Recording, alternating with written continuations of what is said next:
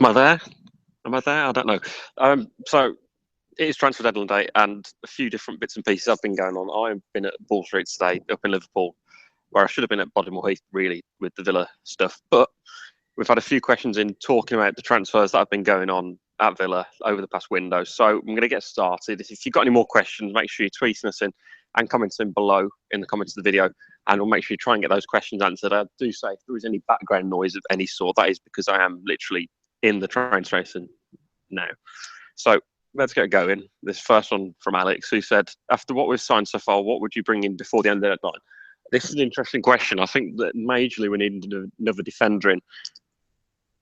At the moment, I don't think at the moment we've got enough defenders at the moment. I think there's a lack of depth there, especially with Micah Richards' rumours of him leaving, amongst other stuff. I do think that another defender on loan may be needed. There's been rumours earlier, I think, about Abdul Bar, tall guy from France, from RC Lens, but we've found out that one isn't true. So hopefully we'll be able to get somebody else in before the deadline shuts. Apart from that, I don't think we need much else. I think we've had a bit more depth elsewhere, so that'll be fine for there. So next question is from Sam Clark, who said, how much trouble will be in during the African Cup of Nations come round? I thought the whole point of signing another striker was to cover for Rudy and AU. Well, somebody's put up a good theory this afternoon. That's the fact that I don't know how many of these players will be going to the African Cup of Nations. I think Jordan AU will be going, yes. And I do think that, of course, Albert Adama will be going through their star players for Ghana. Apart from that, Benin don't look like qualifying, so we might naturally lose Gusted. So maybe, I think, 1 out of 2. And I don't think we should be too worried as well, because Kodja, as mentioned, he'll be on the Ivory Coast. That's another major issue, maybe. But I do think that we've got enough depth. I think Russian Hepburn Murphy will leave on loan before the window shuts. From what I've read, he's off to Coventry. So if he goes to Coventry, he should hopefully be in a good condition to be our star striker, so to speak, our leading man come January. So I'm trying to read what these questions are coming in saying. Make sure you are commenting in big letters so I can read it from where I am. Hearing that Gabby Agbonlahor turned down a move to Reading, what do you make of that? Well, I'm a bit gutted that he's turned down Reading, to be honest. It's anything to get rid of him, and he hasn't gone anywhere. From what I've heard, he isn't training fully with the squad. Don't shoot me the messenger for that one. That's what I've heard. He isn't training with the squad, but we don't know that yet. I think that if he does stay, he won't be doing much for the rest few months, and then perhaps he may get a move in January. I don't know. He doesn't seem to want to move anywhere, but to turn down Reading, I'm a bit gutted, but to even get an offer from someone like Reading, well, it says a lot, really, doesn't it? So, double question here. Alex James first. Who has been our best and worst signing? I can't really comment on either of them at the moment. I think that there's a long way to go with these signings. A lot of them haven't bedded in properly yet. So we've got a long way to go to see where the best and worst signings. But at the moment, the best sign at the moment is looking to be like Tommy Elphick, who's been a superb leader for us, and somebody that's going to be a real stigma for us this season. As for worst, I don't think I can comment on them at the moment because we haven't really seen too much of them. If I was going to be too critical, I'd say Pierluigi Gallini, just for the simple fact of the few errors. But don't quote me on that because I think there's a long way to go with these players. Oh, my face has gone big there. I didn't like that. So, God, it is cold actually, stood here. Really cold.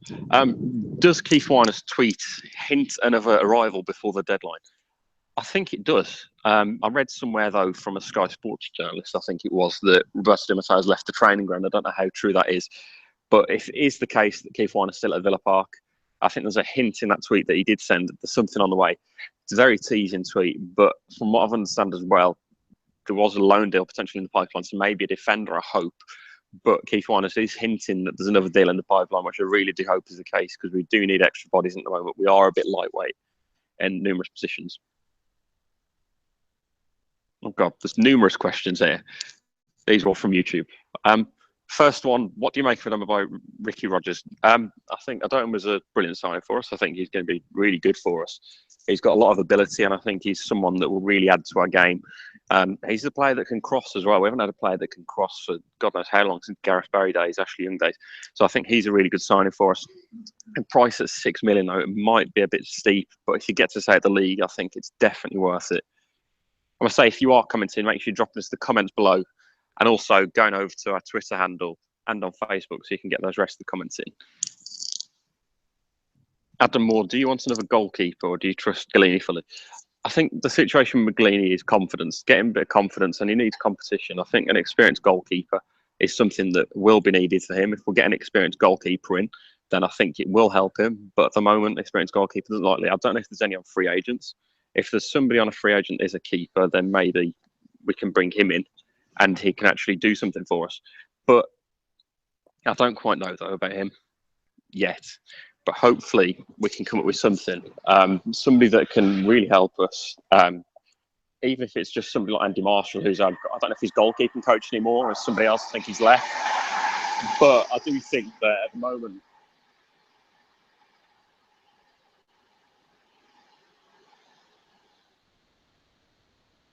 sorry about that. I do think at the moment that keeper-wise, Galini will be good enough this season. I think he's got a decent backup in somebody like Jed Steer, who has got championship experience, and Mopman, who's got championship experience as well. Maybe another goalkeeper, a bit unrealistic, I think, at this stage. But I would have liked one. I think there's a few good players around. But then again, I think it's fine that with who we've got.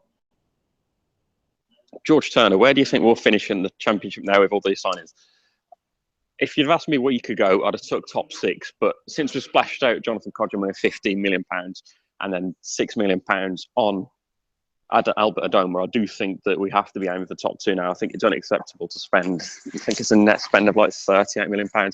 If to have a net spend of that much, you want to be finishing top 2. Else, I think it is genuine bit of failure, maybe, because there's a lot of money to spend. It's very tough, but, well, I think that you have to think about this a little bit more. There was another question on there, but I can't quite see it at the moment. Top question. What was that question? There we go. Mika Rahulian. I'm not going to pronounce your surname. Sorry, but I don't know how to say that. We need a centre back. Who would you be first choice? I saw a rumour earlier on today that it was Matt Maziga, who I can't pronounce his surname, the guy at Chelsea, American international. He's meant to be off to Spain to Espanyol apparently, and I'd like to see him go to us because I think he's a good defender. He's young, but he's quite good as well. 22, 21. I think he'd been a good defender for us to get on loan. Apart from that, I don't think there's many defenders available at the moment who can come on loan. I think Callum Chambers should have been an option for us, but I'd imagine that Arsene Wenger only wanted him to go to a Premier League side, so he's gone to Middlesbrough. Apart from that, I don't think there's many centre-backs available that actually are sort of like around for us to take on a loan deal at the moment. I don't know. Defender-wise, that's a tough one. Ideally, I'd like Lewis Dunk from Brighton, but that was at the start of the window before we signed Tommy Elphick and before we signed James Chester. But I think they're 2 solid defenders. My name isn't and Elliot, right? Michel Vaughan from Spurs. I don't think that'll ever happen in a million years. Spurs have got a few goalkeeping issues with Hugo Lloris being injured.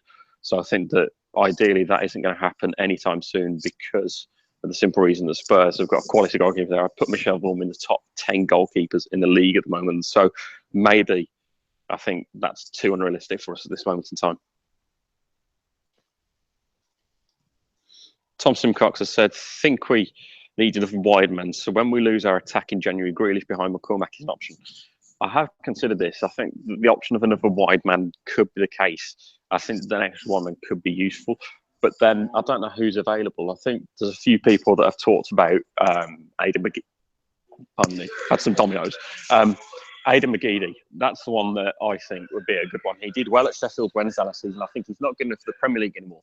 I think that it's a rumour that's gone around a few years in a row now to Villa, but I think now is the sort of time where that's the sort of loan deal you'll probably make. He could be someone at this last minute we could get hold of quite easily. But apart from that, I don't know many wingers either. Like, it's tough at this stage. I think Serge Gnabry stands out to me, but he was never going to come to Villa Park. I always wanted him. That's never happened. And also, one big shout for me, who would be a last-minute one, is Lucas Piazon from Chelsea. I know I saw a few rumours earlier linking with other clubs. But I do think at this stage, Lucas Piazon might be a good option as well. He knows Di Matteo as well very well.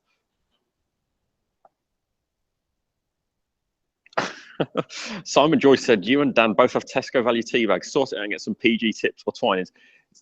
I actually have Twinings everyday tea bags and Clipper tea bags, I'll have you know, which are quite good tea bags. So if you haven't had Twinings tea bags and you haven't had Clipper tea bags, then you've clearly not experienced the good life because they're a lot better than having PG tips. So I'm quite offended that you don't like my tea bags. What's our best starting 11 from Lucas Kirby? That's an interesting one to me as well, because there's a few options for who is the best starting lineup at the moment.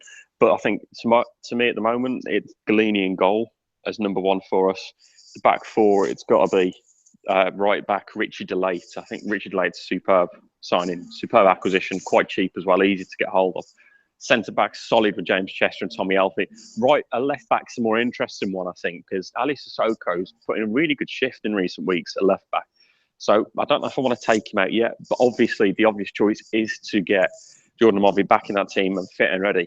Pushing into midfield, think centre two, Aaron Tishibola alongside Mili Jednak. I'd like the midfield three, but looking at our signings now, I don't think that's possible. So then moving to the left wing, it's obviously going to be Jack Grealish. Right wing, I'm undecided again. Albert Adama maybe, or maybe Jordan Ayew. But at the moment, I think it is Albert Adama that will take it based on form. And I think that Ayew is more suited to be an 8-net striker. Whether some fans disagree with that one, I don't know or not. And then up front, I think it's got to be Jonathan Cuddy. You don't pay £15 million for a man that's going to sit on the bench. And I think Rudy said off the bench will be superb for us. Next question is from John Bing. It's a bit blurred. With the additions of Kodja, Adama, where do you think Ayew will sort of sit now? It's a good bit of health competition for the attacking positions. Yeah, I agree. I think that Ayew is quite versatile, can play across that sort of like attacking area, and also can play up front on his own as well as the one man or the two men. Sorry, I need to swear there. Whatever formation you go with. So I think that he's versatile, and that's where he'll be most useful for us. So maybe drop him from game. I think he's not been in form this season. Drop him from game, see how Albert Adama does, and then see what we do next. Do we go for a 4-4-2 flat? Do we go for a diamond? Or do we go for a three-man midfield? I'm intrigued to know how we do it. Or would we go for a 4-5-1 with the pivot up front? So I don't quite know. It's an interesting case, but I think that's one that's going to be resolved very soon. Jamie Walden, if performances don't improve now, Di Matteo has all this support possible. How long do you give him? If it doesn't improve, I haven't thought about it because I want him to do well. I think he's a good manager and I think he's got a really good backroom setup. But if he doesn't do well, I'd give him till Christmas. If we're mid-table at Christmas, I don't know if I'd panic. I think I'd panic. I think I would go in and try and get rid of him because he's spent a lot of money. So he's got to get results quickly. If we're not pushing for the top 10 by Christmas, if we're not in top 10, I think it's realistic to say that I don't think Di Matteo will be in charge for much longer. As bad as that may sound, I don't know what will happen if we're not, but I just think that possibly, I think that I don't know who would even come in. I don't want Steve Bruce. Somebody suggested Steve Bruce earlier, but no, I'd rather just try and see what Di Matteo does. I think we've got to have patience though, so see how it goes. But I think possibly January time, maybe a change may be needed if it's not going to plan. Villain's CV says, what are your thoughts on Adama leaving? This one I'm going to give a little cheeky promo plug. I've been on Ball Street today. If you didn't know, I've been in Liverpool today. I'm in Liverpool Train Station at the moment in South Park. I've been on Ball Street TV talking about transfers and everything else that goes to do with Villa for Reed Aston Villa alongside the Villa View. And I talked about Adama and I said that with Adama, I think that there's a lot of potential there, but he's never actually quite fulfilled it. For that reason, I think that we can't afford to keep him because we can't afford at the moment to be going through the stage where we're trying to develop players like him that are very raw. Jack Grealish is an accomplished player, I think. I know it's stupid to say that, but I think he's very accomplished. In comparison to Adama is raw, and I don't think at the moment we have got the time to be able to try and develop somebody, especially when there's rumours that he's on about 70k a week, which I dread to think how much he's on. I'm happy to get rid of him, whatever amount it may actually be, but not to the visual off there, didn't I? However much it may be, I think that we've got a good deal to be able to get rid of him. I think it's good business, especially with the fact we've got rid of 15 players. That's monumental. I was saying earlier as well, 8 of those players that we signed last summer have actually already disappeared this summer. And I don't think Adama is any loss to us whatsoever, one bit. So I am currently in the station here in Liverpool from Ball Street. I'm sure Dan Rolinson, who is in the background somewhere, will post a link to all the stuff that talks about Ball Street. I'm on for a minus 140 hours. You can see me talking about everything to do with Villa transfers and everything else that's going on. So make sure you go and check out Ball Street. They're a great account. Lots of big channels are with them, like Arsenal Fan TV, 100% Chelsea, Tottenham City, all these great accounts, Redman TV, Toffee TV, all these accounts. So go and check them out. There's some really good stuff going on. They're doing their own alternate version of Deadline Day. So it's very much interesting instead of listening to Sky Sports and Jim White. Adam Villa has said, as soon as Ayew is dropped, he'll properly throw his dummies out the pram. I don't think he will, because he's not that sort of player. I know I've sort of slated him in the sense that I think that Ayew is a player that is a trainer. It's not the train I'm getting on. My train's there in 5-10 minutes back to Birmingham. But Ayuk, I think he won't throw a strop. I think that he is a very good player for us. But at the moment, he isn't being off form. And I think drop him for a game may be the only option if you want to get the best out of him. I don't know if I need to talk any loud or shout. I don't want to shout because people look at me strangely. But I think Ayuk, yes. Drop him, yes. But in the end of the day, if he's going to throw a strop, we don't want him at the club. Somebody that's going to throw a strop instead of drops, we don't need at the club. And I don't think it's an ideal position to be in if it's going to be that situation. I can't read your name, mate, but he said, mate, he's given us a wave. So, hello. Dan Matthews, I bet you're delighted.